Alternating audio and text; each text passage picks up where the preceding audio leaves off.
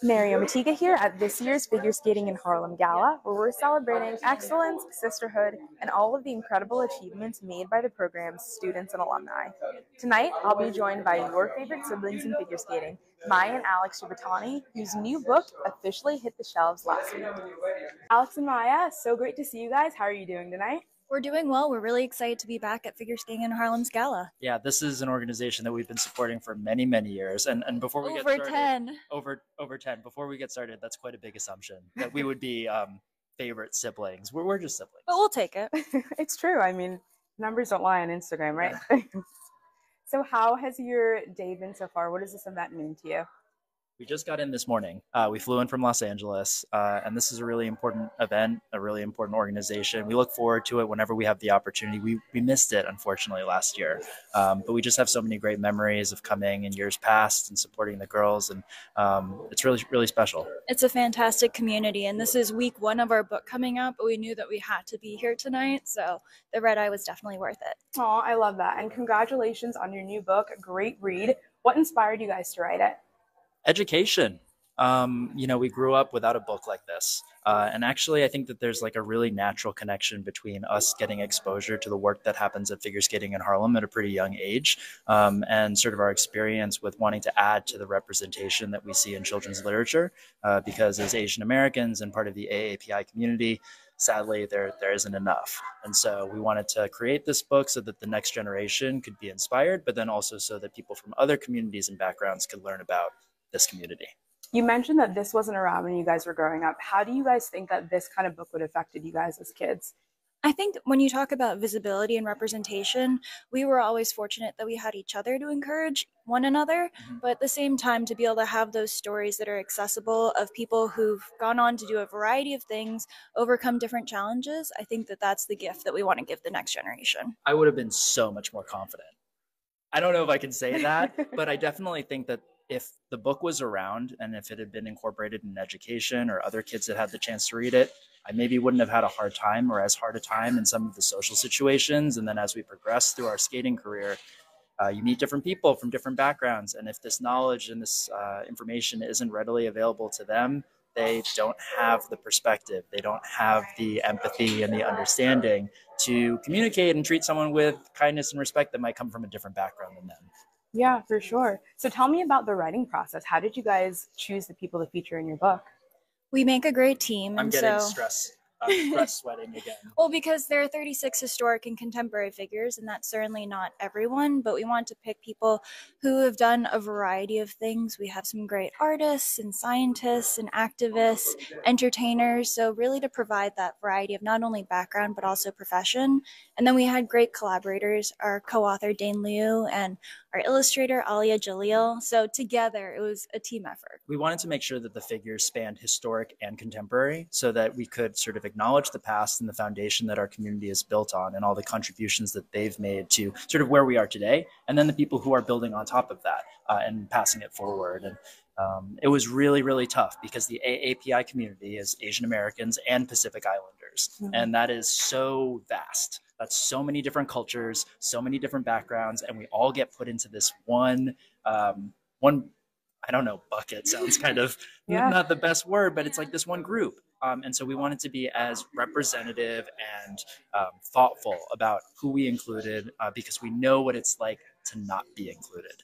And so hopefully this is just the first book of many more, not just from us, but other people in the community that can represent and share these stories. Yeah, for sure. You guys have made such an impact with your success on the ice. Young boys and girls can watch at home and say, hey, these guys look like me. Maybe I can do this too. And now you're making an even greater impact with this book. You kind of touched on it a little bit, but can you talk about what representation means to you and how you want to continue to have an impact in that space? I think that I was fortunate growing up that I had role models like Christian Yamaguchi and Michelle Kwan, but I know that for Alex, he had to look outside of figure skating in order to find his role models and inspiration. I mean, they were my role models too, but I think specifically as a boy in skating, and there weren't very many boys in our area when we were growing up that were in skating, it would have been helpful to have had sort of visible representation in a very direct way like Maia had with Christy Yamaguchi and Michelle Kwan. But I found equal inspiration from following Michael Jordan and Scottie Pippen and all of the athletes from different cultural backgrounds than me.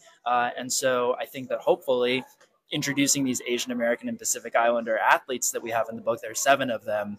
They can be inspiration for kids from all backgrounds. Yeah, you guys mentioned Chrissy Yamaguchi, Michelle Kwan. I mean, even Nathan Chen. There is such a great legacy of Asian American success in figure skating. What does that continued success mean to you guys?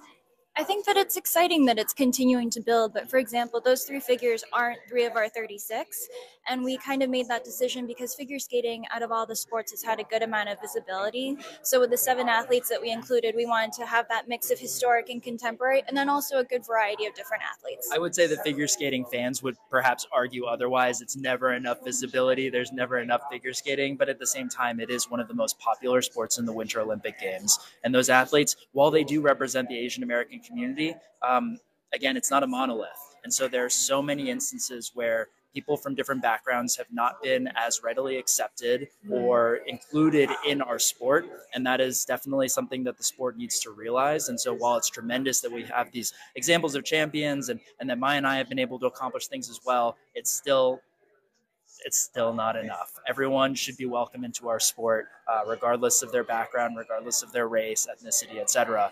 And so I think that it's kind of tricky because people can say, oh, Michelle Kwan, oh, Christy Yamaguchi, but those are, and Nathan Chen, those are 3 names. And then you add Maya's and mine or Mirai Nagasu, like it's a handful, and it's really important that we don't make generalizations based on the success of, I guess, a very fortunate, very talented few. Yeah. You mentioned yours and Maya's success. You guys became the first Asian American team to be inducted to the U.S. Figure Skating Hall of Fame. Congratulations, and what does that accomplishment mean to you? It was a really emotional moment for us because I think that we really believe in the people who've made it to the Hall of Fame. They were definitely our idols growing up, and so to be a part of that group and to be voted in by that group was really meaningful. We really respect the history of the sport, although people like us haven't necessarily been in the Hall of Fame before.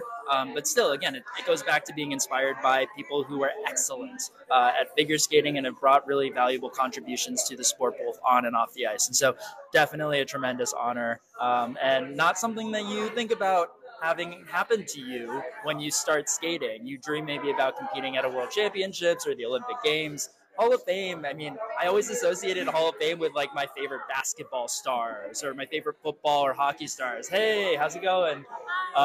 Seeing friends all over the place at figure skating in Harlem. So for a lot of athletes, they have a difficult time kind of transitioning whenever they take a break from competing. A lot of their identity is based on who they are as an athlete, but it seems like you guys have been able to make this seamless transition. How has that worked for you?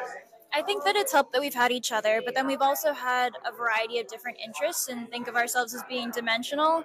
And so because we like challenges, I think we haven't been afraid to move into unexpected places and spaces and just be open-minded and grow and just try new things. Not worry about people's preconceived notions about what we're capable of or the expectations surrounding us in general, because if we had been concerned about that in ice dance, I think that it would have been much more difficult for us to accomplish what we did. And so, you know, we're very open-minded, we're curious. I think ice dance as a discipline, figure skating in general, demands a level of curiosity and dimensionality because it is such a beautiful sport that requires such athleticism and technicality, but also that artistry and storytelling. And so I think the connection, when you think about that, is not too far removed, you know, book writing and figure skating and some of our other projects. Yeah. Do you guys see yourself ever returning to competition? We're leaving the door open. I think that that's a question that people ask us a lot. And we're fortunate that we've always been young for kind of relative to the competitive pool. Fortunate in some ways. When you're young and everyone's so much older than you, it's like maybe a little harder to make friends because everyone who's competing against you is like, oh, who are these children? But yeah, Maia makes a good point. We're still pretty young. And I occasionally have a stress nightmare about, you know, being late to a competition. So it could actually turn into a reality. What other interests do you guys have outside of figure skating? We were just talking about hockey before this, started. Right? So we're both big sports fans, and Alex is involved in the LA 28 games, and so we're really trying to use our experience and platform not only in storytelling, but then also in sports and representing Team USA. Yeah, I think diplomacy is also a big part of sort of what we've been working on over the course of the past It's quite a bit of time. Yeah, we're aging ourselves or dating ourselves, I guess. But those connections, building bridges to different communities, representing our country, but also our community, and being allies to others. That's stuff that really matters to us in whatever industry, whatever field we move into. Last question for you. You had a scary battle with a kidney tumor. Can you kind of talk about how you're doing now and what that process was like? I'm doing well now. Thank you for asking. It was certainly challenging, but fortunately I had the support of Alex and our parents, and I was able to rely a bit on the mentality of being an athlete and being patient with the recovery process, taking things one step at a time. So very happy to be doing well now. Like transitioning from being an athlete to anything else or other things as well.